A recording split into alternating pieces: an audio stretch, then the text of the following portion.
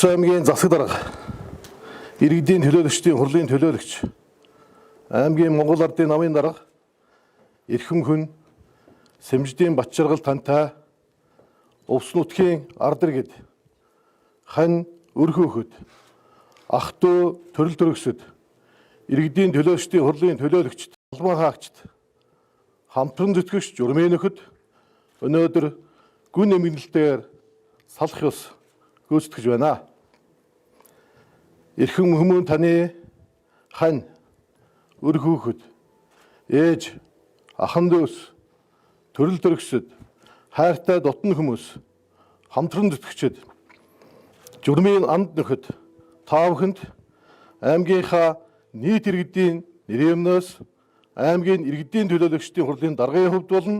хувьяасаа чин сэтгэлийн гүн эмгэнэл илэрхийлье. Увс аймгийн 21 дахь засаг дарга та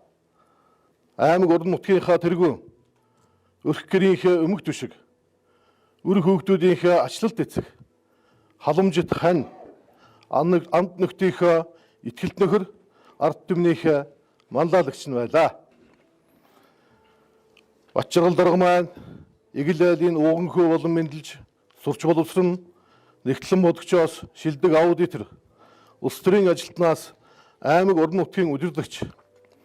нутгийн өөрөө удирдах байгууллагын төлөөлөл болтлоо зүтгэсэн эгэлгүй хүмүүс билээ. Тэрбээр Монгол орны баруун хязгаар Увс нутгийнхаа нийгэм эдийн засгийг хөгжүүлэх,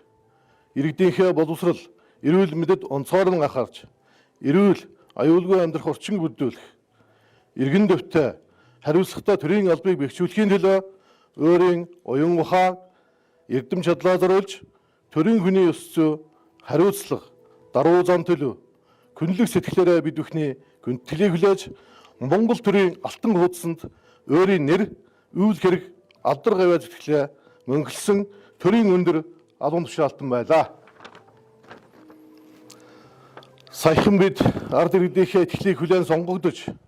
иргэн дэвтэй хүний хөгжлийг дээдлсэн Увсын хөгжил бодлогын баримтчгээ боловсруулан баталж,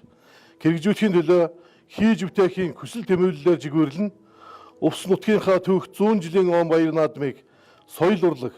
аялал жуулчлал, өв уламжлал, хамтын ажиллагааны цогц арга хэмжээ болгон зохион байгуулж, аймгийнхаа шинэ зууны хөгжлийн гарааг тодорхойлж, хөрөнгө оруулалт, бүтээн байгуулалтын шинэ шийдлийг хэрэгжүүлэн хамтдаа зүтгэж байсан цаг мөч сэтгэл тутам байна. Ах トゥ хувьд, журмын нөхрийн хувьд,